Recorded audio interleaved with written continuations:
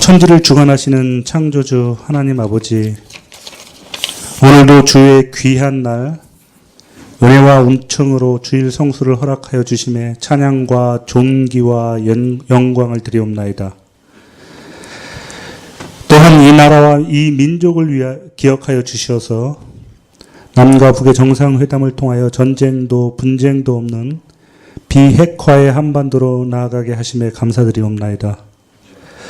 무엇보다도 아직도 종전이 아닌 휴전과 분단의 아픔을 가지고 살고 있는 남과 북의 영구적인 평화와 하나된 통일의 첫발을 내딛게 하신 놀라운 인도하심에 감사드립니다. 이제 부름받은 저희들이 통회의 심정으로 주의 부르심에 받들어 주의 전에 왔사오니 세상을 살면서 흩어졌던 우리의 마음의 중심과 기도와 소원이 이 시간 온전히 그리스도만으로 모아지게 하시고 오직 그리스도로만 홀로 주인되게 하시옵소서. 능력의 하나님, 이 시간 남과 북 우리 민족을 위하여 기도하기를 원합나이다. 이제 종전선을 통하여 이 민족의 미래를 새롭게 열어주시고 남과 북이 활발한 경제적 교류를 통하여 이 한반도에 도움이 되는 귀한 역사를 행하시어 특히 경제적으로 많이 힘들어하는 북한의 동포들과 함께 이 기쁨을 같이 나누게 하시며 경제뿐만 아니라 문화와 예술 그리고 체육 및 많은 분야의 교류를 통하여 우리는 한 민족임을 나타나게 하는 놀라운 역사가 이루어지게 하시옵소서. 하나님께서 택하신 우리 이 나라의 지도자가 세워져 한때는 남과 북의 위기와 불안정이 이제는 세계의 평화와 축복의 통로가 되어가고 있는 이 상황에 이 민족의 사명을 잘 감당할 수 있도록 저희들이 이 나라와 이 대통령을 위하여 늘 중보 기도하게 하시옵소서. 이 시간 우리가 세상 가운데 지치고 상한 마음으로 이곳에 모였사오니 이 예배를 마치고 다시 저희들이 세상으로 나갈 때에는 활기차고 역동적인 성령의 능력으로 이 세상을 이길 힘있는 하나님의 자녀로 살아가도록 역사하여 주시옵소서. 이 모든 말씀 우리 주 예수 그리스도의 이름으로 기도드렸사옵나이다. 아멘.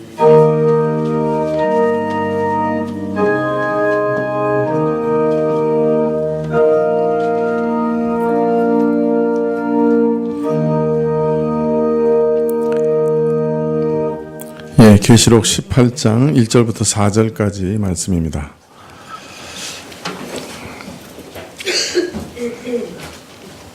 계시록 18장 1절부터 4절까지 구약 417쪽인데요. 찾으신 줄 알고 교독하시면 좋겠습니다. 찾으셨으면 교독하시죠. 18장 1절부터 4절까지. 이 일 후에 다른 천사가 하늘에서 내려오는 것을 보니 큰 권세를 가졌는데 그의 영광으로 땅이 환하여지더라.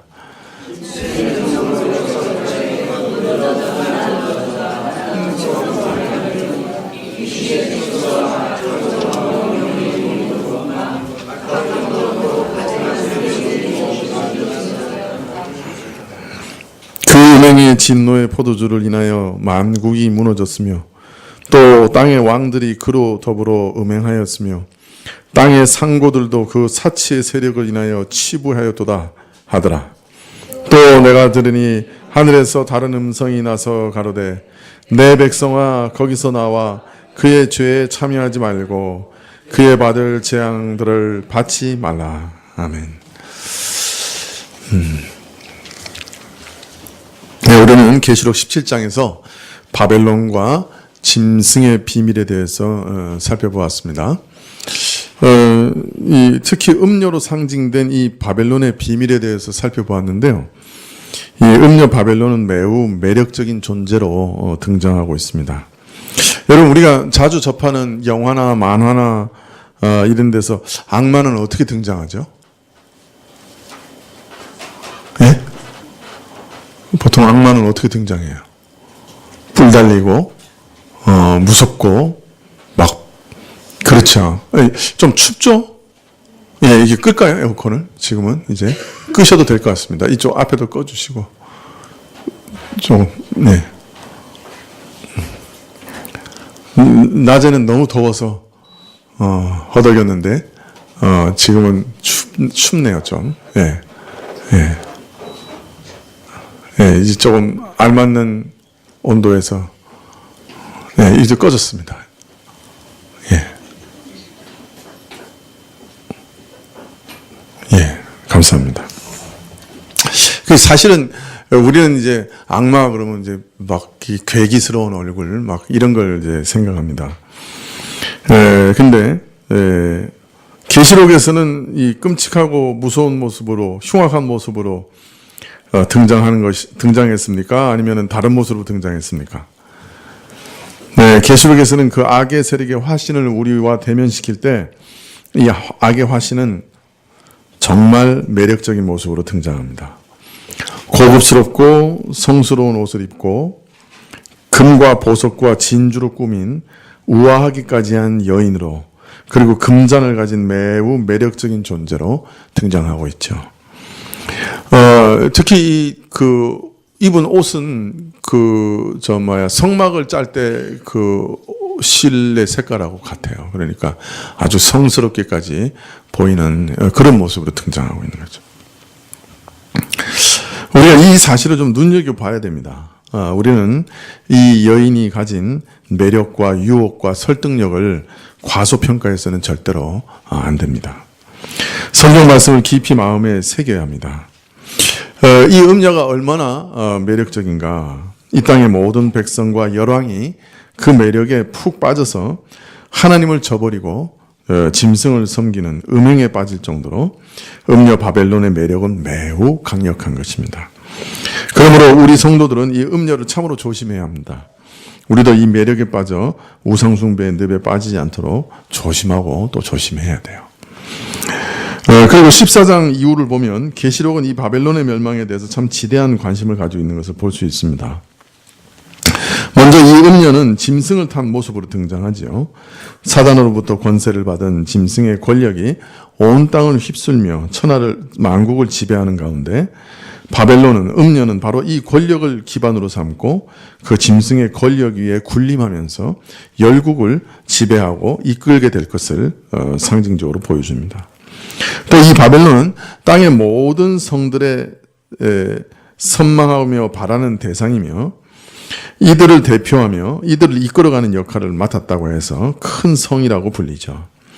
많은 제국들이 차례대로 출현했다가 사라지는 이 땅의 역사 속에서 언제나 열국 위에 군림하며 지배하고 마귀를 쫓아 하나님을 능멸하고 회방하는 영적 음행으로 온 땅을 미혹한다 하여서 큰 음녀라고 말하고 있습니다.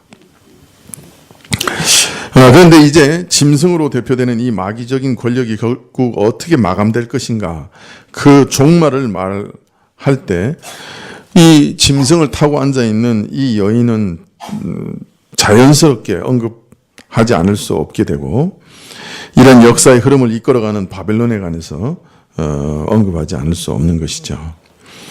모든 열국과 모든 나라의 이상, 하나님 없이도 살아갈 수 있는 나라, 아니 하나님의 이름보다 더 높아서 스스로의 이름을 낼 수 있는 나라,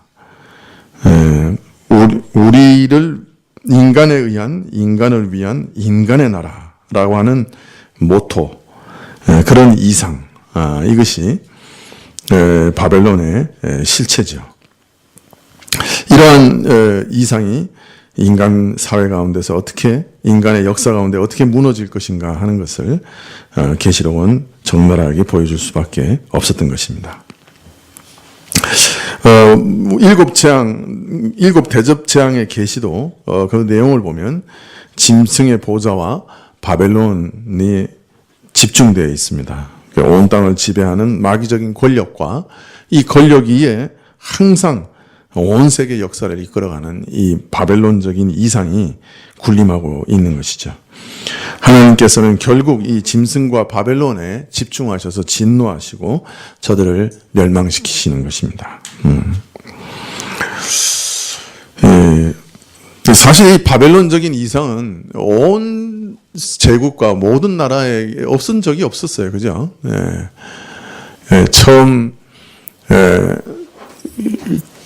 창세기에 바벨 탑을 지을 때부터 지금 온 세계에서 최대 강대국으로 자리 잡은 미국까지 그 이상은 한 번도 흔들린 적이 없죠. 인간을 위한 인간의 나라. 하나님을 대신하는 나라. 어디서 많이 들어봤죠? 인간을 위한 인간의 나라. 링컨 할아버지가 얘기했던가요? 네. 근데 그게 놀랍게도 창세기 11장 바벨론 제국을 건설할 때 그대로 나오잖아요. 링컨이 아주 최고의 그 이상적인 나라의 모습을 그 세 단어로 딱 설명했는데 그게 무슨 민주주의에 대한 어떤 설명이 될 수도 있겠지만 사실은 그 바벨론에 대한 설명이거든요. 네, 놀랍죠. 자, 계시록에서는 이 바벨론의 강력한 세력, 그 유혹의 강함을 계시하셔서 성도들로 경성케 깨어있게 하신 다음에 이제 그 바벨론의 운명을 명확하게 말씀하시므로 성도들이 그 바벨론과의 관계를 분명히 단절하도록 유도하고 계세요. 먼저 17장 14절에 보면 이 바벨론이 참 예수 그리스도의 나라, 하나님을 대적하는 세력이라고 하는 것을 명백하게 얘기하시면서 어린 양 그리스도와 더불어 끊임없이 전쟁을 벌릴 것을 말씀하십니다. 그러나 그리스도께서는 만유의 왕으로 이미 세움 받으셨으므로 이 전쟁은 결국 예수님의 승리로 끝나게 될 것이고 또 함께하는 자들, 즉 부르심을 받되 택하심을 받아 이 땅에서 그 믿음을 지키는 신실한 자들 역시 이 전쟁에서 사단과의 세력의 전쟁에서 이길 것이라고 이미 선언하고 계시죠.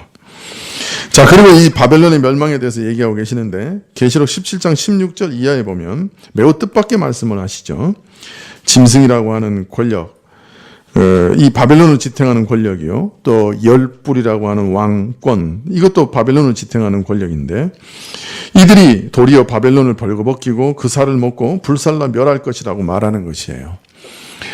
하나님께서 창세기 11장에 이미 인간에 의해서 인간을 위해서 인간을 내 나라 그 바벨론이 완전히 멸망할 것을 언어를 혼잡케 하시는 것을 통해서 보이셨죠. 그리고 12장에 아브라함을 통해서 하나님의 나라를 건설하시겠다고 약속하셨는데 이 바벨론이 그처럼 멸망할 것을 이미 보이신 것처럼 궁극적으로 이 인간에 의한 바벨론의 이상은 완전히 멸망할 것을 보여주고 계시는 거죠. 역사 가운데 이러한 이상이 완전히 이제 폐기 처분될 것을 말씀하고 계시는데, 근데 그것이 참 기이한 것이 자중질환에 의해서 폐기 처분될 것을 말하고 있습니다. 마귀의 세력 안에 분란이 일어나고 바벨론이 완전히 멸망하게 될 것을 알리고 계시는 것이죠. 물론 계시록을 보면 이 바벨론이 어떻게 멸망할 것인가에 대해서 여러 가지 시각에서 말씀하고 계시는 건 분명해요. 17장 마지막 부분에 보면 이 바벨론의 권력이 기반인 짐승과 열불 가운데서 자중질환이 일어나서 완전히 벌거벗기는 수치를 당하고 그 살을 먹고 완전히 불살라버리는 그런 일들이 일어날 것을 말씀하시고요. 18장에서는 이 바벨론의 멸망이 하나님께서 갑절로 갚으시는 보응이라고 또 얘기하십니다. 물론 17장에서 짐승과 바벨론 사이의 자종질환이 하나님께서 간섭하신 일이라고 이미 밝히고 있기 때문에 이 두 가지 내용이 상충된 건 아니지만 사실 일면 자종질환에서 멸망하는 이 바벨론이 일면 실제로는 하나님께서 내리는 보응으로 철저히 심판받는다 하는 것을 우리가 알 수 있습니다.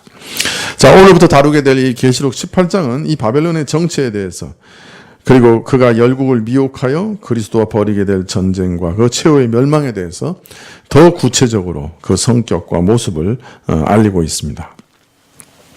18장 1절에 보면 이 일 후에 다른 천사가 하늘에서 내려오는 것을 보니 큰 권세를 가졌는데 그의 영광으로 땅이 환해졌다. 그렇게 얘기합니다.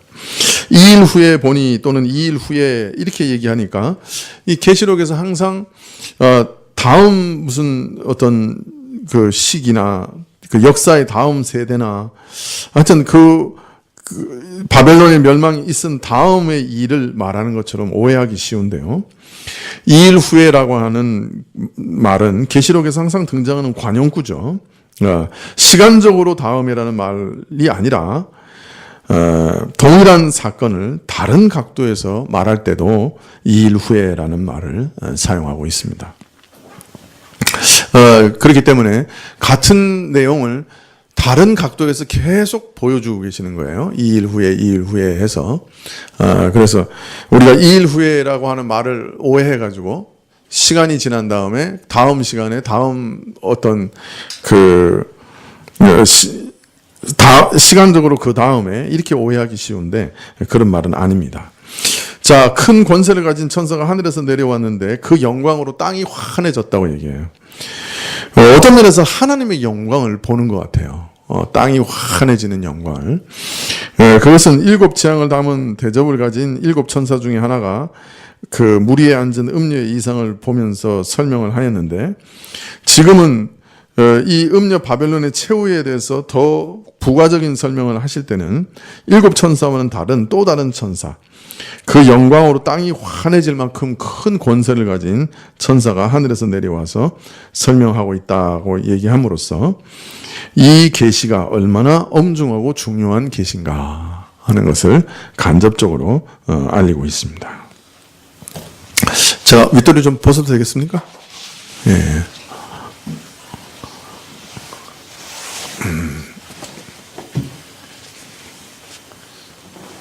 예. 어제 체육대회를 하고 노곤한 몸을 가지고 맛있는 점심 식사 후에 이렇게 재미없는 설교를 들으니 여러분이 얼마나 힘이 들겠어요. 예. 능히 이해는 가는데 그렇다고 허벅지를 너무 세게 꼬집지는 마세요. 멍들어요. 예. 근데 자기 허벅지는 안 꼬집고 옆에 있는 사람 허벅지를 계속 꼬집어요.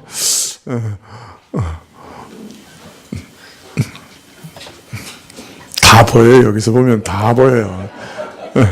누가 누구 허벅지를 지금 꼬집고 있는지 다 보인다고요. 어떡합니까? 자, 18장 2절에 힘센 음성으로 외쳐가로되 무너졌도다 무너졌도다 큰 성 바벨론이여, 귀신의 처소와 각종 더러운 영이 모이는 곳과 각종 더럽고 가증한 새에 모이는 곳이 되었도다. 이 천사가 크고 강한 음성으로 외치되 무너졌도다 무너졌도다 큰 성 바벨론이야, 이렇게 얘기합니다. 네, 2번 반복하는 것은 무너짐이 확고하다는 사실을 말하는 것이죠. 근데 18장 2절에 바벨론 멸망에 대한 선언은 이전에 이미 나왔던 선언을 다시 반복하는 것이에요. 동일한 내용이 계시록 14장 8절에도 나옵니다. 또 다른 천사 곧 둘째가 그 뒤를 따라 말하되 무너졌도다 무너졌도다 큰 성 바벨론이여, 모든 나라를 그 음행으로 인하여 진노의 포도주로 먹이던 자다, 이렇게 말하고 있습니다. 그래서 조금 전에도 말씀드렸지만 계시록 18장 1절 이하에서 지금 바벨론의 멸망을 선언하고 있는 것은 14장에서 그 음행으로 강렬한 진노의 포도주를 먹이던 자로서 멸망을 선언했던 것, 또 17장에서 그리스도로 인해 받을 심판을 말씀하시면서 음녀의 멸망을 선언하신 것들, 이런 것들과 계속 연결되는 것이죠. 그러므로 방금 전에도 말씀드린 것처럼 계시록 내용이 연대적으로 시간 순서로 기록된 것이 아니라 같은 내용을 다루고 또 반복하고 또 반복하는 그런 구조로 이루어졌다고 하는 것을 알 수가 있습니다. 앞에서는 매우 간략하게 서술하고 뒤에 가서는 점점 더 풀어서 깊이 알리는 방식으로 서술하고 있다는 것을 우리가 알 수 있는 것이죠. 이 계시록의 서술 방법을 이해하지 못하면 이 계시록을 근본적으로 이렇게 해석하기가 불가능해요. 그래서 이 계시록이 계속 같은 것을 반복해서 다른 모양으로 보여주고 있다는 것을 이해해야 계시록을 좀 올바로 이해할 수 있습니다. 자, 멸망이 선언된 뒤에 바벨론에 대해서 이렇게 얘기합니다. 2절 하반절에 귀신의 초소와 각종 더러운 영이 모이는 곳과 더럽고 가증한 새들이 모이는 것이 되었다라고 말합니다. 그런데 한번 가만히 생각해 보세요. 바벨론이 멸망한 다음에 어떤 처지로 전락하는가 하는 것을 얘기하고 있는 말씀이에요. 귀신의 초소가 되고 각종 더러운 새들이 모이는 것이 되었다 이렇게 얘기하고 있어요. 근데 좀 이상하잖아요. 먼저 귀신의 처소와 각종 더러운 영이 모이는 것이 되었다 이렇게 얘기하는데 이 바벨론 자체가 뭘 기반으로 하는 곳이에요? 그 권세가 뭘 기반으로 하는 권세예요? 짐승의 권력을 기반으로 하는 거죠. 그런데 이 짐승의 권력은 원래 뭘 바탕으로 하고 있는 거예요? 마귀의 권세를 바탕으로 하는 거 아니에요. 그러니까 마귀와 그 각종 악한 영들, 귀신들의 영의 그 권세를 바탕으로 세워진 게 바벨론이니까 더러운 영의 처소라고 하는 건 당연한 일 아니에요. 그래요, 안 그래요? 그런데 바벨론이 멸망해가지고 귀신들의 처소가 되었다라고 하는 말은 무슨 말이에요? 원래 귀신들의 처소인데 귀신들의 처소가 되었다라는 말은 무슨 말일까요?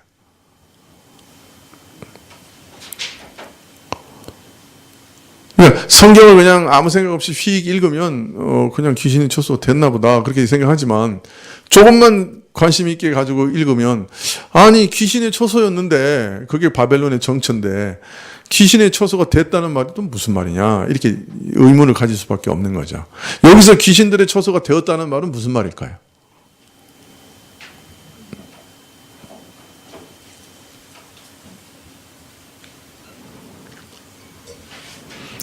말하자면 멸망 있기 전이나 후나 똑같은 내용을 쓰면서 새삼스럽게 멸망받아서 귀신들의 처소가 됐다라고 밝히고 있는데 이건 무슨 의미인가 이해하기가 어렵습니다. 여러분 그런데 항상 우리가 계시록을 이해할 때는 뭘 가지고 이해했죠? 예? 구약과 다른 성경들을 가지고 이해했잖아요.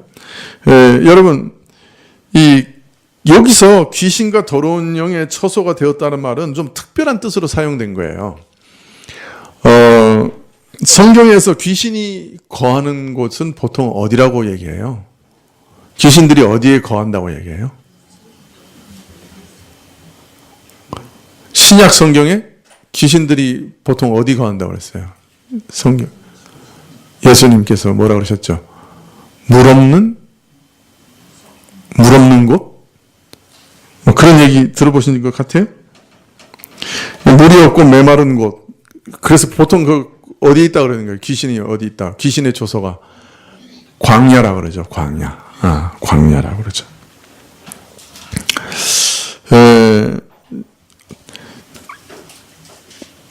귀신들이 귀신 들린 사람의 모습을 보면 귀신의 성격을 잘 알 수 있잖아요. 귀신 들린 사람이 보통 어떻게 지내요?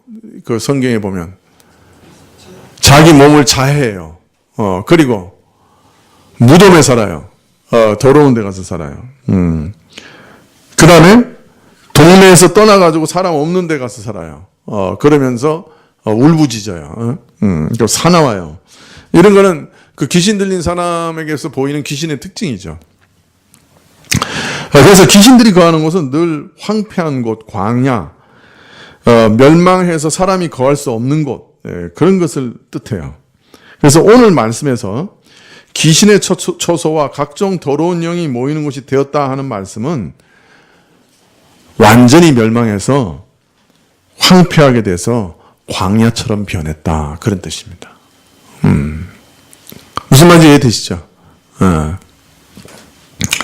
그런데 오늘 말씀에서는 그냥 귀신의 처소와 각종 더러운 영이 모이는 곳 이렇게 번역을 했는데 사실은 귀신들의 처소요 가두어 지키는 곳이라는 뜻이에요. 우리말은 그냥 모이는 곳이라고 했는데 정확한 뜻은 보초를 세워 지킨다는 뜻이에요. 감옥 같은 걸 말하는 거죠. 이런 것을 가리켜 귀신들의 처소요 더러운 영들을 가두어 지내는 곳이다 이렇게 얘기했어요. 이런 비참한 상태가 하나님께서 저들을 가두어 두시는 일종의 감옥이요 형벌이다 하는 것을 암시하고 있는데요. 사단에 속한 자들이 그 악한 성품을 따라 모든 것을 서로 파괴하고 죽이고 더럽히며 스스로 만든 비참한 죽음과 폐허 속에 내버려 두시는 것, 그것이 바로 저들에게 내리신 심판이요 형벌이다 하는 것을 암시하고 있습니다. 여러분, 시리아 전쟁 그 어떤 도시가 파괴된 것에 대한 사진 보신 적 있어요? 시리아 전쟁에서. 그 이상해요. 여러분이 보는 신문과 제가 보는 신문이 다르고, 네, 여러분이 보는 인터넷과 제가 보는 인터넷이 달라요. 시리아에서 그 폭격 맞아서 황폐하게 된 거 한 번이라도 보신 적 있어요? 그 완전히 황폐화된 것? 지금 이 귀신의 처소와 각종 더러운 영이 사로잡혀 있는 곳이라고 하는 그 모습이 바로 그거예요. 완전히 황폐된 곳. 그런 뜻이에요. 그래서 바벨론이 완전히 황폐돼서 사람이 살 수 없는 곳, 귀신이나 사는 곳, 광야, 완전히 파괴된 곳, 그것으로 변할 것이다. 그런 뜻이죠. 또 더럽고 가증한 새들이 모이는 곳이라는 말도 같은 말이에요. 이사야서 43장 11절 이하에 보면 이런 말씀이 있어요. 이사야서 34장 11절 이하에 보면 이런 말씀이 있어요. 이제 에돔이 완전히 황폐될 것을 이렇게 예언하시는 건데요. 당아와 고슴도치가 그 땅을 차지하며 부엉이와 까마귀가 거기 거할 것이라. 여호와께서 혼란의 줄과 공허의 추를 에돔에 베푸실 것인즉 그들이 국가를 이으려 하여 귀신들을 부르되 아무도 없겠고 그 모든 방백도 없게 될 것이요 그 궁궐에는 가시나무가 나며 그 견고한 성에는 엉겅퀴와 새품이 자라서 시랑의 굴과 타조의 처소가 될 것이니 들짐승이 이리와 만나며 수염소가 그 동류를 부르며 올빼매가 거기 거하며 쉬는 처소를 삼으며 부엉이가 거기 깃들이고 알을 낳아 까서 그 그늘에 모으며 솔개들도 그 짝과 함께 거기 모으리라.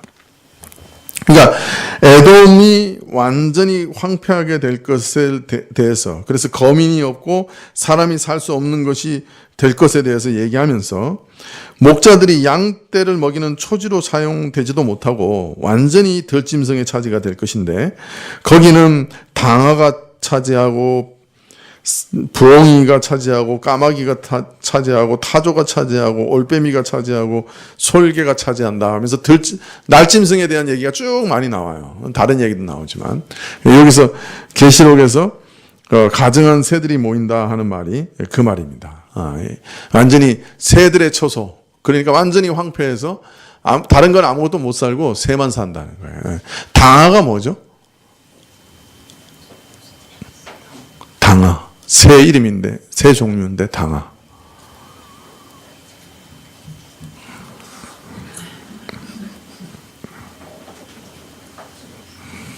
어떤 분들은 이 당아라고 하는 것이 펠리컨을 얘기한다고 생각해요. 펠리컨.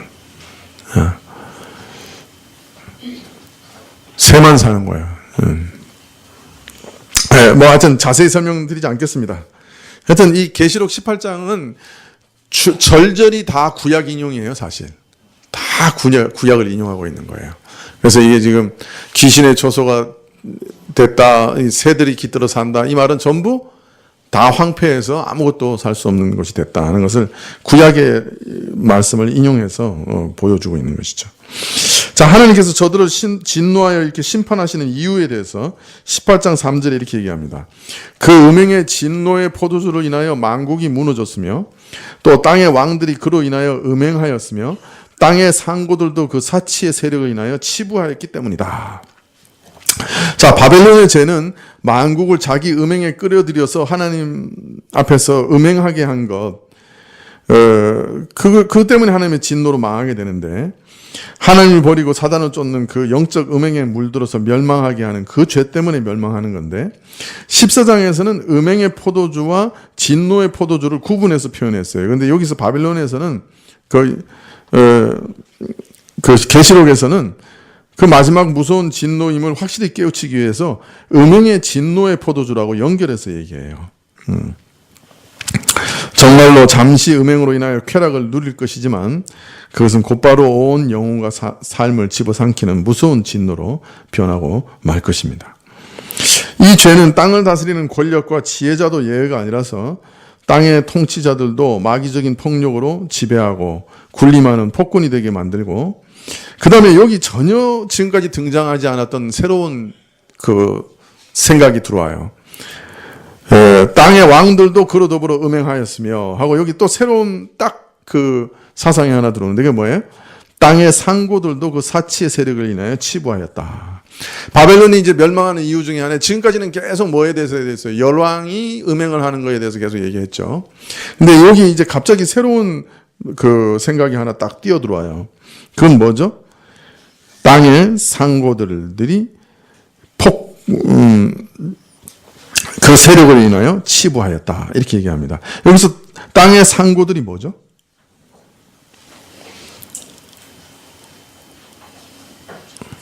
네? 땅의 상고들이 누굴 얘기하는 거예요? 네? 상인들. 네, 상인들을 얘기하죠. 우리가 아주 좋아하는 말로 바꾸면 재벌들도 바뀌는 거죠. 자, 열왕들로 음행을 했어요. 땅의 재벌들과 그 사치의 세력으로 치부했어요. 그것 때문에 멸망하는 거예요, 바벨론이. 아주 이상한 얘기가 지금 들어오고 있는 건데, 여러분 잠을 좀 깨고 한번 잘 생각해 보세요. 지금까지는 이제 정치 권력들이, 그죠? 그 바벨론의 이상을 따라서 자기가 최고의 나라가 되겠다, 제일 강건한 강대국이 되겠다, 모든 세계를 지배하겠다, 그 이상을 따라서 살아가면서 하나님을 배반하고 오직 마귀에게 절하는 그런 무서운 영적 음행을 행하는, 그것 때문에 이제 바벨론이 멸망하는 건데, 거기 플러스 하나 이상한 얘기가 또 뛰어들어와요. 그게 뭐예요? 재벌들이 사치하고 그걸로 인해서 치부하는 것 때문에 멸망하게 됐다는 거예요. 이 말은 도대체 무슨 말이 되죠? 그렇게 되면 바벨론의 또 다른 죄와 또 다른 성격을 얘기해요. 바벨론을 구성하고 있는 또 다른 요소를 얘기하고 있는 거예요. 열왕들의 음행과 더불어 땅의 상고들과 그 사치의 세력으로 인한 치부라고 말하고 있어요. 상인들, 즉 한 나라의 재물을 움켜쥔 재벌 같은 사람을 말하는 거예요. 왜 재벌들의 치부가 바벨론의 죄가 되느냐? 바벨론은 이 땅의 정치 권세만 지배하는 게 아니에요. 이 바벨론의 이상은 이 땅의 재물, 부, 물질에 대한 애착도 이용하고 있는 거예요. 그래서 바벨론은 전제주의적인 압제도 이용하지만 퇴폐적인 자본주의도 사용해요. 바벨론의 이상은 전제주의 국가도 따르고 퇴폐적인 자본주의 국가도 따르는 거예요. 예외가 없어요.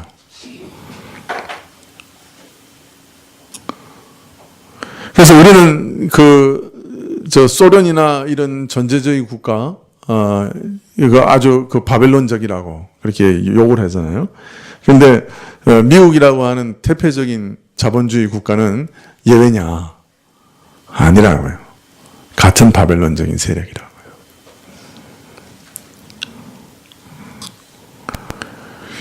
전제 정치가 바벨론이 가진 칼의 한 날이라고 하면 퇴폐적인 자본이 그 칼의 또 한 날입니다.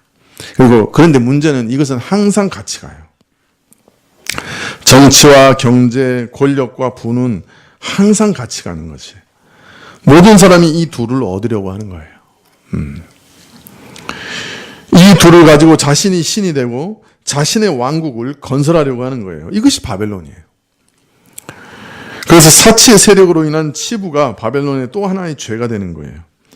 이것으로 만국을 유혹하였기 때문에 이것이 바벨론의 죄라.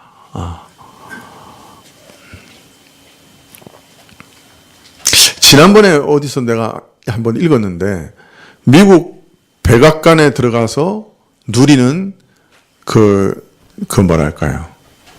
영광이라 할까요? 그걸 이렇게 쭉 쓴 책이 있는데 미국의 무슨 차관보 정도만 돼도 비행기를 이렇게 부리면 연락하면 그냥 비행기가 온대요. 자기를 태우러. 그리고 차관보급이 어디 가 있으면 거기까지 전화를 가설한대요. 직통 전화를. 요새는 뭐 그렇게 하는지 안 하는지 모르겠지만 하여튼 유선 전화를 가설한대요. 그리고 전 세계에 돌아다니면서 회의하면 전 세계 모든 산의 진미를 다 맛본대요. 그러니까 차관보급만 와도 그 나라에서 대접할 때 최고의 음식을 대접한다는 거예요. 그러니까 그 백악관에 가서 이렇게 뭐랄까 직원이 되고 어떤 공무원이 돼서 어느 지위를 누리는 게 그렇게 굉장한 거라고 이렇게 써놨더라고요. 특히 외무부 장관 정도 되면 대단하대요. 그러니까 국무부 장관이죠. 그 정도 되면 정말 이렇게 전 세계 산의 진미를 끝도 없이 먹는데 유혹이 안 돼요, 여러분? 저는 먹는 거에 약해서 그 얘기를 딱 읽을 때 이게 돈도 자기가 안 내고 온 세계에 돌아다니면서 우리나라에 오면 아마 최고의 음식을 대접하나 봐요. 우리나라도 그런 사람이 오면. 몰라요. 이게 조금 한 20년 된 얘기긴 한데 지금도 그런지는 모르겠지만 그래서 한번 그런 자리에 한번 오른 사람은 거기서 참 매력을 느끼고 권세도 대단하잖아요. 말 한마디에 그냥 한 나라가 왔다 갔다 하는데 지금 우리도 볼턴? 이름 뭐죠? 볼튼? 이름 정이 뭐예요? 볼튼? 존 볼튼? 그 사람한테 잘 보이려고 얼마나 노력해야 돼, 지금 우리가.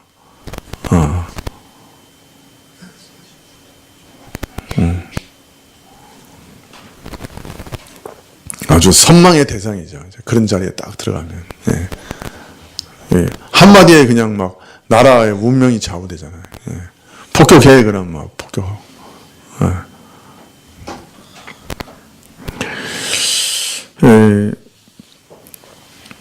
이 정치와 부는 이게 항상 같이 가는 것 같아요. 안 그런 것 같은데 같이 가는 것 같아요. 이번에 시진핑 아저씨하고 김정은 아저씨하고 둘이 앉아가지고 술 한잔 했는데 그 술값이 한 병에 2억이라며. 못 들었어요? 이번에 저 중국에 소환당에 갔잖아요. 김정은 아저씨가. 아저씨도 아니지. 이제. 근데 그 시진핑 아저씨하고 왔는데 대접해야지. 좋은 대접을 했다니까요. 그래서 그 술 한 병이 가격이 2억이래, 2억. 그럼 무슨 술을 먹었길래 2억이야, 한 병에? 몰라요? 난 그냥 기사 제목만 읽었어. 그래서 술 내용은 안 읽었는데. 나만 읽은 거예요? 다른 증인 없어요? 기사에 나왔죠? 네? 마오타이주인데. 근데 그게 여기 2억이야? 한 병에? 몇 년 묵은 걸래? 하여튼 목사도 그런 데만 관심이 있어요. 그러니까 이게 사실 권력과 부는 항상 같이 가요. 우리나라도 왜 권력을 붙잡으려고 해요?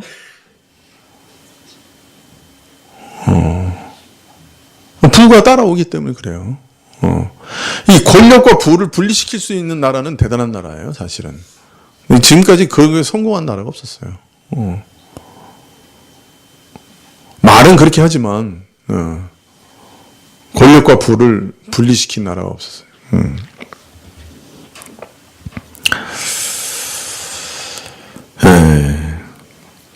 여기 보면 사치의 세력이라 그래요. 이 사치라고 하는 게 뭘까요? 우리 예수님은 정반대 얘기를 하셨어요. 먹을 것과 것이 있으면 족한 줄로 알라. 아마 이 현대 사회에서 가장 순종하기 어려운 말씀인 것 같아요. 먹을 것과 입을 것이 있으면 족한 줄로 알라. 두 벌 옷을 가지지 말고 겉옷 두 벌 옷을 가지지 말고 참 그래가지고 저는 이제 처음에 아내하고 결혼할 때 약속을 했어요. 야, 우리는 트렁크 2개만 가지고 살자. 그렇게 막 쌓아놓고 살지 말자. 그런데 30년 지난 다음에 보니까 트럭으로 2트럭이야. 2트렁크가 아니고 트럭으로 2트럭도 안 되지. 트럭으로 2트럭을 해도 넘쳐. 쌓아놓은 게 얼마나 많은지. 예. 아이고, 예수님이 나중에 뭐라 그러실지 모르겠어요. 예. 겉옷만 있어도 된다고 하셨는데 겉옷이 몇 벌인지 몰라요 지금. 예. 아휴, 우리 목사님은 왜 저런 고리타분한 얘기를 할까 그렇게 생각하실지 모르지만 우리가 그만큼 사실은 사치해요. 얼마나 사치하는지 몰라요. 근데 다른 사람도 다 이렇게 사치하니까 내가 사치하는 건 사치가 아니라고 생각하는 거예요. 그러나 사치의 기준이 뭐냐 이렇게 얘기했을 때는 전혀 달라져요.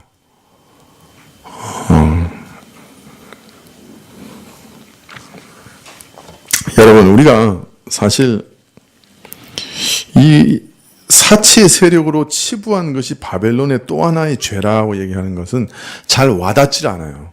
왜냐하면 우리가 그 가장 원하는 것이기 때문에 그냥 사치하고 막 그런 거죠.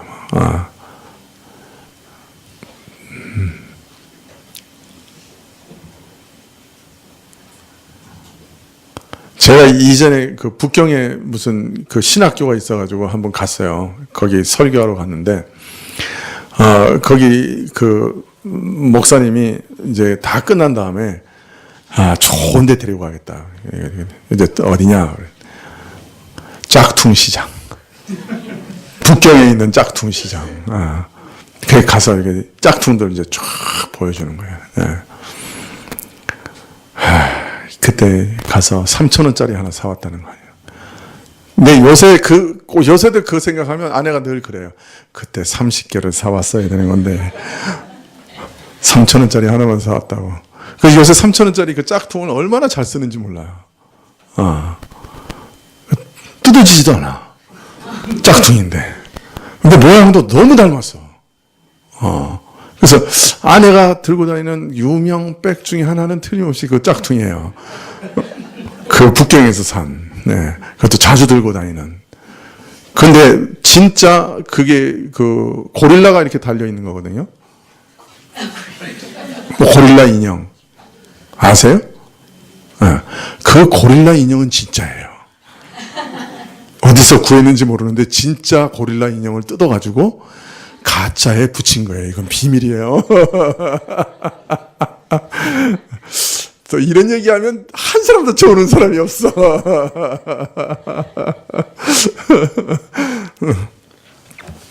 우리가 가짜를 들고서라도 그죠?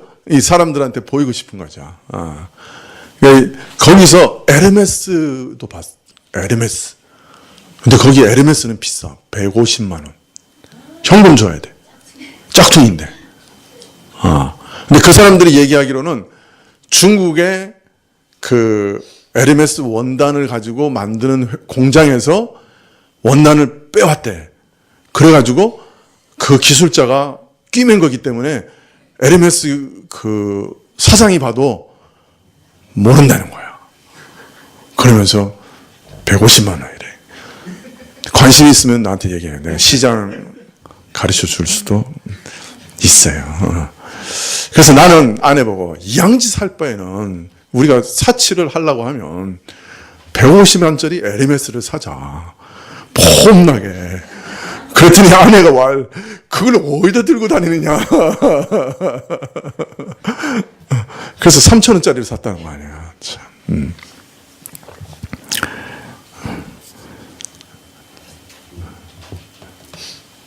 우리가 다 과시하고 사치하고 싶은 마음 들죠.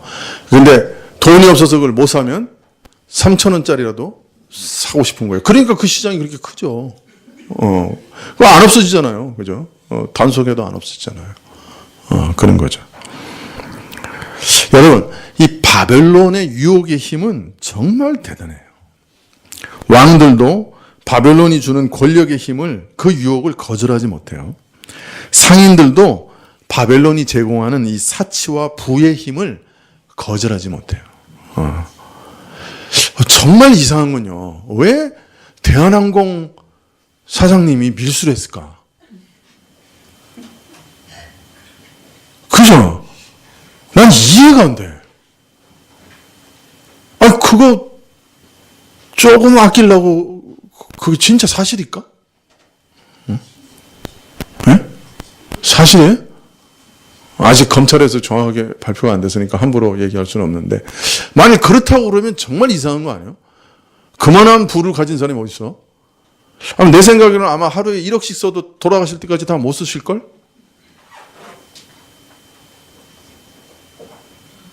아니, 비행기를 한 대 사오신 것도 아니고, 뭐 명품 백, 그걸 왜 밀수를 하냐고. 싸게 살라고. 그게 바로 그거예요. 우리 사치의 유혹은 어마어마하고, 돈 욕심은 우리 어마어마하고, 있는 사람이 더해요. 얼마나 무서운 건지 몰라요. 우리가 그냥 옆에서 보면 참 이상한 일을 다 했다. 그렇게 생각하잖아요. 그죠? 그런데 그 자리에 서면, 아유, 내 비행기에서 그냥 하나 가져오면 되는데 뭘 돈을 지불하고 뭐 그 세금 내. 그냥 가져와. 이렇게 되는 거예요. 남의 얘기 아니에요. 내가 그 자리에 서면 나도 그렇게 해요.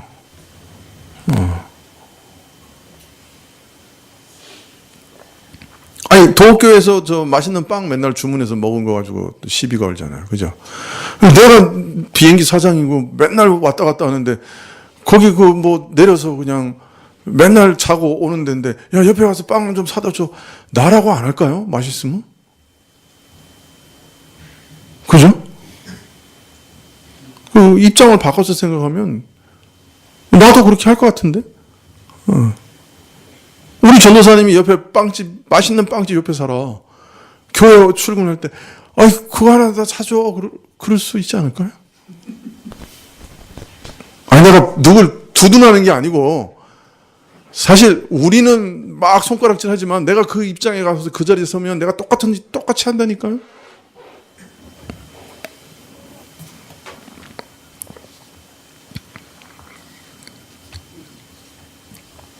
여러분, 권세를 잡고 권력을 부릴 수만 있으면 하나님 보시기에 옳으냐 그르냐가 아무 관심과 대상이 안 돼요. 우리 인간에게 있어서는. 바벨론이 제공하는 부의 유혹, 권력의 유혹, 절대로 빠져나갈 사람이 없어요. 바벨론이 돈으로 치부하고 바벨론이 힘으로 득세하고 권세로 득세하는 것이 얼마나 달콤한지요. 거기 한번 빠지면 거절하고 빠져나오는 것은 불가능해요.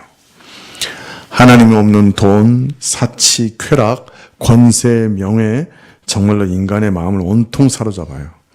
그것을 위해서는 어떤 불법도, 부정도, 추한 일도, 더러운 일도 마다하지 않는 게 우리 인간이에요. 그래서 왕이나 상인이나 일반 모든 백성이 그 유혹에 취한 모양만 다르지 하나같이 바벨론에 취해 사는 거예요. 여러분, 우리는 다를 것 같아요?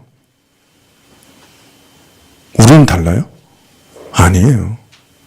사실은 취해 사는 거예요, 거기다.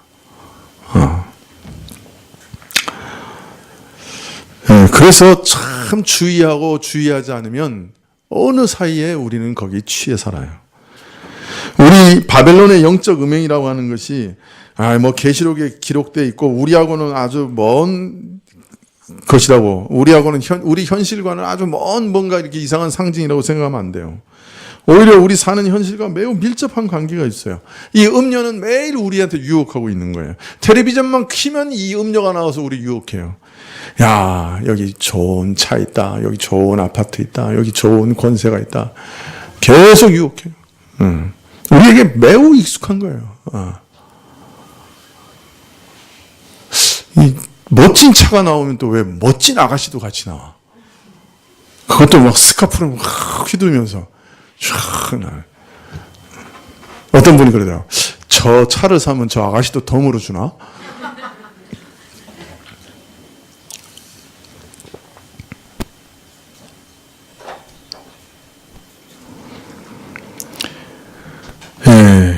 이런 바벨론의 멸망을 선언한 천사에 이어서 또 다른 음성이 하늘로부터 나는 것을 요한이 듣습니다. 18장 4절에 또 내가 들으니 하늘로서 다른 음성이 나서 가로되 내 백성아 거기서 나와 그 죄에 참여하지 말고 그 받을 재앙을 받지 말라.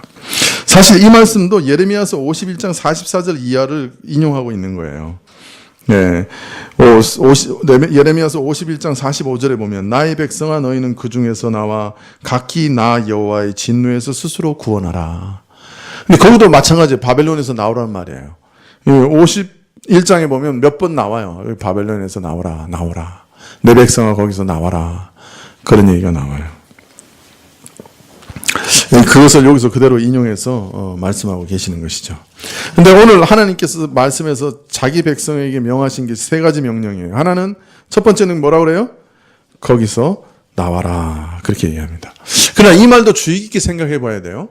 여러분 거기서 나오라 그런다고 정말 우리가 수도사가 되고 수도원에 가야 됩니까?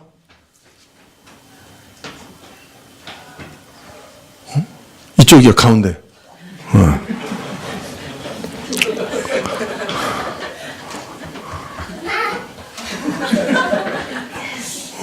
조금만 기다려야지 다 끝나요. 네. 자, 거기서 나오라고 해서 우리가 진짜 수도원으로 가야 돼요? 그건 아니죠. 여기서 나오라는 말은 어떤 공간적인 의미를 얘기하는 건 아니죠.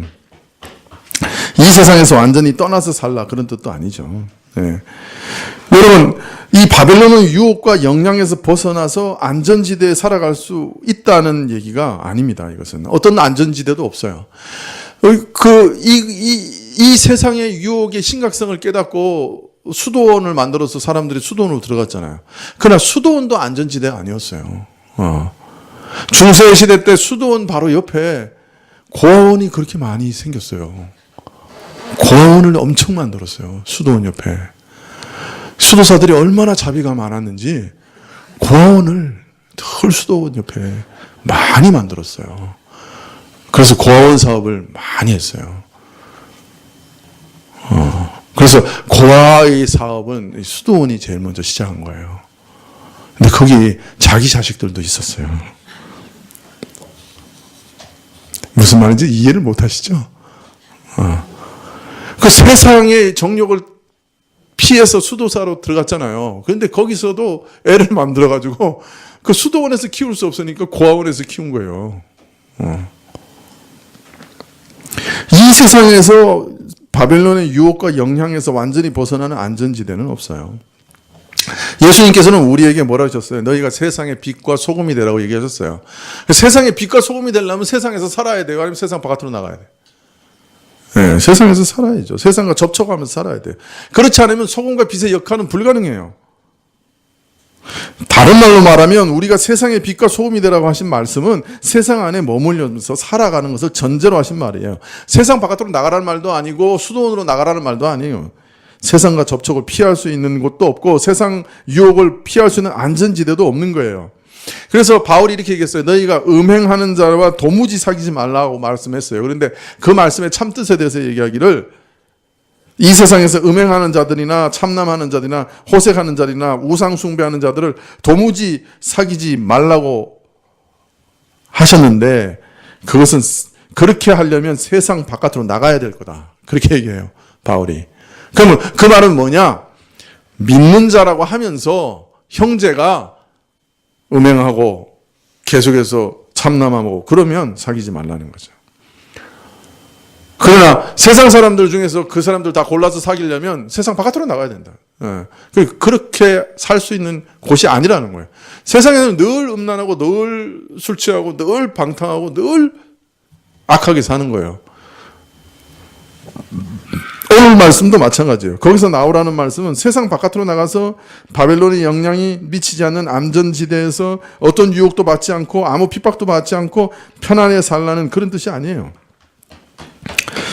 정말 세상 바깥으로 나간다고 하면 세상에서 미움받을 일도 없고 핍박받을 일도 없겠지요. 그러나 세상 바깥으로 나가는 것이 아니에요. 하나님께서 세상 안에 머물라고 우리에게 분명히 명령하세요. 자, 그러면 세상 바깥으로 나가는 것도 아니라면 거기 바벨론에서 나오라는 명령은 무엇입니까? 더 구체적으로 설명하시기를 그것은 그들의 죄에 참여하지 말라는 말씀입니다. 그래서 그 죄에 참여하지 말라는 명령이 두 번째 명령이죠. 세상 안에 머물되 죄에 참여하지 말라고 말합니다. 바울 사도는 세상을 본받지 말라고 말합니다. 세상과 접촉해서 살아가지만 세상과 본받지 마라. 세상의 이상과 세상의 목표와 세상의 모든 것을 받아들이지 마라. 여러분, 이게 가능해요? 참 우리가 심각하게 생각해 볼 필요가 있어요. 우리는 그냥 세상 속에 태어나서 세상의 이상과 세상의 방식과 사고방식과 세상의 목표와 세상이 추구하는 것을 그냥 내 것으로 받아들인 사람들이에요. 그래서 그냥 그것이 다른 사람들도 다 그거 추구하고 사니까 그게 옳은 줄 알고 따라가면서 사는 사람들이에요. 그런데 어느 날 갑자기 예수님을 믿었어요. 그리고 너 세상 바깥으로 나오라 그래요. 세상이 추구하는 거 추구하지 말라 그래요. 그건 우리 보고 죽으라는 얘기예요. 죽으라는 말하고 똑같아요, 사실은.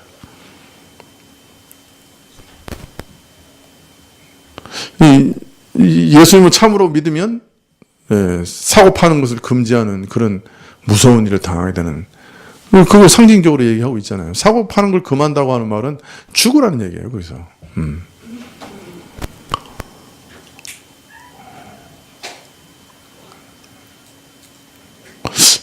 우리가 정말 그런 목표와 그런 방식으로 살아갈 수 있을까요?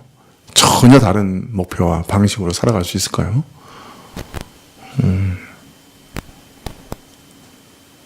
그 바벨론에서 나오라고 그러시거든요, 지금.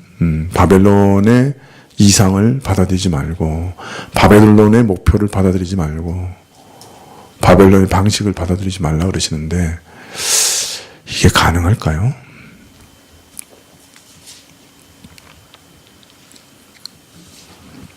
자, 그런데 그렇게 살아야 되는 이유에 대해서 셋째로 말합니다. 그에 받을 재앙을 받지 말라. 이것이 바벨론에서 나와야 되고 그 죄에 참여하지 말라고 하시는 이유예요. 바벨론이 받을 재앙이 너무나 혹독하기 때문에, 그 심판이 너무 비참하고 고통스러운 것이기 때문에 세상 안에 머물며 세상의 죄에 참여하지 말고 그 심판에 동참하지 말고 나오라고 얘기하시는 거죠.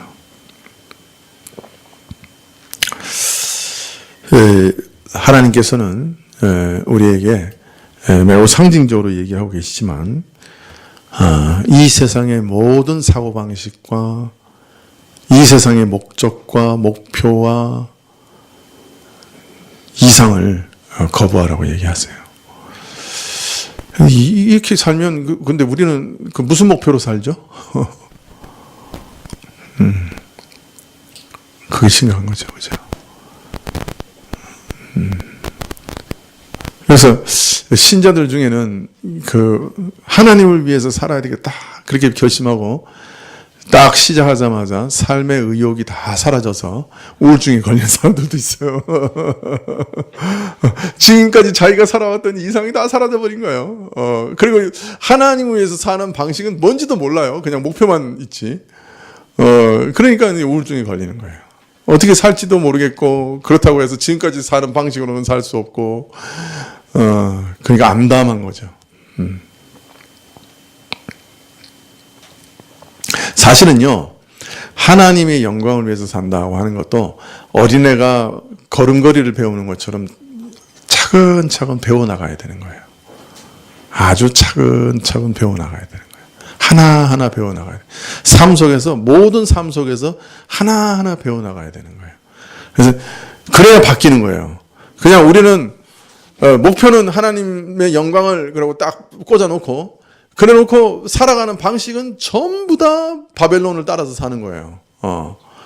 그런데 그러면서도 자기가 그 바벨론을 따라 사는 것도 몰라요. 나 그냥 바벨론을 따라 살면서도 자기는 바벨론을 따라 사는지도 몰라요. 그러면서 목표는 내가 하나님의 영광이라고 딱 꽂아놨기 때문에 자기가 하나님의 영광을 위해서 사는 걸로 착각을 해요. 사실은 그래요. 그런데 하나하나 분석해보면 전부 바벨론을 따라 사는 거예요. 아이를 키우는 목적, 바벨론의 목적. 내가 이 사회나 회사에서 열심히 일하는 이유, 그 바벨론적인 거예요. 내가 먹고 사는 이유, 그것도 바벨론적인 거예요. 그래서 그게 바벨론적이라는 거 알고 그걸 딱 포기하는 순간에 그 우울증 걸리는 거예요.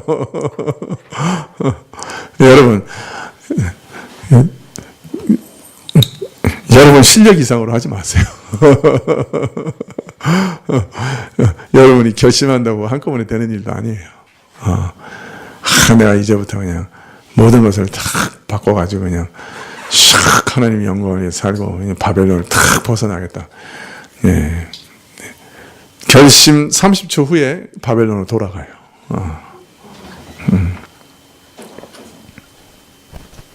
네. 그래서 사실 우리 실력을 너무 과대평가해서는 안 되고요. 정말 한 걸음 한 걸음 물어야 돼요. 하나님, 정말 저는 뭐 늘 바벨론밖에 모르는데 하나님의 영광을 위해서 살아야 된다는 이제 대명제를 받았습니다. 하나님, 제가 그냥 살면 다 바벨론입니다.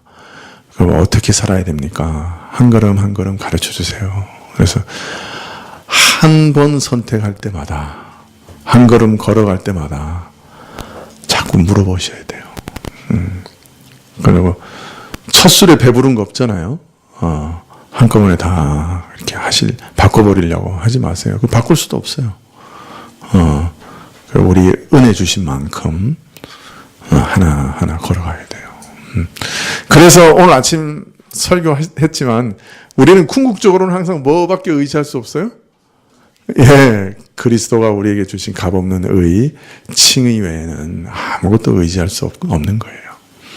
사실 나중에 우리 삶이 다 아마 바벨론적으로 밝혀질지도 몰라요.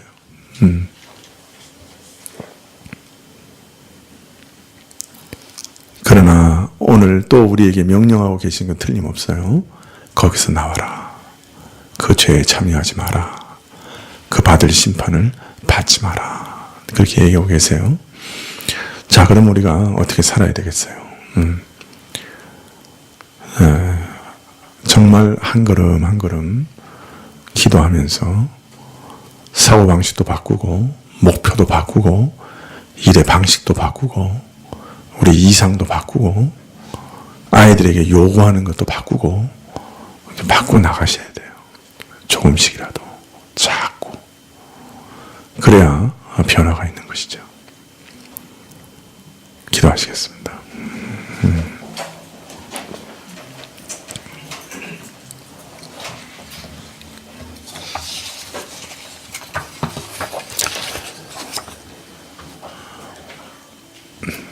주님, 전 신자라고 하면서 재벌이 되는 것을 원하고 신자라고 하면서 로또가 당첨되기를 원하고 신자라고 하면서 일확천금을 얻기를 바라고 신자라고 하면서 세상에서 큰 권세를 잡기를 원합니다. 또 그런 거 주시면 신자답게 잘 쓰겠다고 또 대의 명분을 내겁니다. 그러나 매일매일의 삶 속에서는 항상 바벨론적으로 살아가고 바벨론적으로 생각합니다. 하나님, 어떻게 구원을 얻을 수 있겠습니까? 저희는 아는 것이 그거밖에 없습니다. 하나님, 저희 눈을 밝혀주시고 이 세상의 정체와 참 죄의 정체를 알게 해주십시오. 예, 우리 자신의 모습도 볼 수 있는 눈을 열어주십시오. 태폐적인 자본주의 사회에서 살아가면서 그 자본주의의 매력에 깊이 빠져서 헤어나지 못하면서 살아갑니다. 하나님 어떻게 하면 좋겠습니까? 사실 바벨론에서 나오라고 하시는 말씀은 우리가 감당할 수 없는 명령입니다. 그러나 이 명령을 주실 때는 하나님의 인도하심을 약속하시는 명령인 줄 압니다. 세상 속에서 살아가면서 세상에서 나가는 것은 생각할 수조차 없는 일이요. 참 우리는 한 번도 경험해 본 일이 없어서 막막한 심정으로 하나님께 은혜를 구합니다. 하나님 은혜를 베풀어 주시고 하나하나 배워 알게 해 주십시오. 우리가 이 일에 정말 마음에 신경을 기울이게 하시고 이 일에 관심 가질 수 있도록 은혜 베풀어 주십시오. 예수님의 이름으로 기도합나이다. 아멘. 주님 가르치신 기도로 예배를 폐하신 후에 두 가지, 한 세 가지 기도 제목 가지고 기도해 주십시오. 우리 이세희 집사님, 이문규 집사님 장인 어르신인데요. 계속 좀 누워 계시고 많이 쇠약해지시는 상황이거든요. 정말 간절히 바라기는 좀 회복시켜 주셔서 복음을 더 이렇게 받을 수 있는 시간을 주시면 좋겠다 소망합니다. 몇 달 전에 우리 교육자들이 가서 복음을 전했고 예수님 믿겠다고 하셨어요. 그 이후에 이제 우리 박 전도사님이 일주일에 한 번 정도 거기가 홍성이죠. 홍성에 이제 내려가서 이렇게 복음을 전하고 있는데요. 예수님을 믿으시는 것은 사실인데 왜 예수 믿는 사람이 이렇게 고난을 당하는가? 그건 잘 이해가 안 된다. 자꾸 그러세요. 그래서 우리 아버님 마음에 일단 예수 믿는 사람이 왜 고난을 당하는가 하는 것에 대해서 조금 해답을 주시면 좋겠어요. 그래서 그걸 위해서 기도해 주시고 또 그 육신이 좀 건강해질 수 있도록 위해서 기도해 주십시오. 우리 강종묵 집사님이 지금 다리 수술을 해서 입원해 계시거든요. 그런데 이제 다리를 이렇게 곧게 펴는 수술을 하셨는데 아마 연골을 회생시키기 위해서 그 뭐라 그러죠? 줄기세포 치료를 하시나 봐요. 그래서 줄기세포를 또 넣으셔야 되는 것 같아요. 그래서 다음 주 화요일 날 이제 지난주 화요일 날 한쪽 다리를 곧게 하는 수술을 했고 다음 주 돌아오는 화요일 날 다른 쪽 다리를 곧게 하는 수술을 합니다. 그런 다음에 한 15일 후에 연골을 속에 이제 조직을 세포를 넣어서 이렇게 연골을 보강하는 그 일을 하는데요. 상당히 복잡하죠. 그래서 세포를 배양해서 다시 이제 넣어야 되는 그런 상황이기 때문에 위해서 모든 일들이 잘 이루어질 수 있도록 위해서 기도해 주십시오. 예배를 끝나고 제가 잠깐 신방하려고 그러는데 혹시 같이 가실 수 있는 분들은 같이 가셔도 좋겠습니다. 예. 그리고 마지막으로 이제 김정은과 트럼프 대통령의 그 만남을 위한 장소와 시간이 아마 정해져 있는 것 같은데 발표는 아직 안 된 것 같은데 아마 5월 중에 가능하리라 싶습니다. 이 회담이 사실은 시작이거든요. 이 좋은 시작이 될 수 있도록 위해서 기도해 주시면 좋겠습니다. 예. 주님과 주신 기도를 예배 폐한 후에 이 세 가지 기도 제목 가지고 기도해 주시면 좋겠습니다.